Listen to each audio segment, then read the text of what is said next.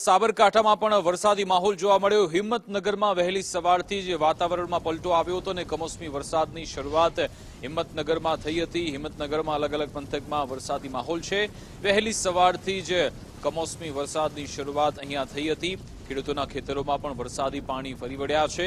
ખેડૂતો અત્યારે પરેશાન છે ને જો હજુ પણ આવો જ વરસાદ ચાલુ રહ્યો તો એમના પાકને નુકસાનની ભીતિ છે। સંપૂર્ણ પાક નિષ્ફળ જાય તેવી પરિસ્થિતિ અહીંયા થઈ ચૂકી છે। આગામી 24 થી 48 કલાક દરમિયાન પણ વરસાદની આગાહી છે ને જો આવો ને આવો વરસાદ યથાવત રહ્યો તો ખેડૂતોનો સંપૂર્ણ પાક નિષ્ફળ જઈ શકે છે।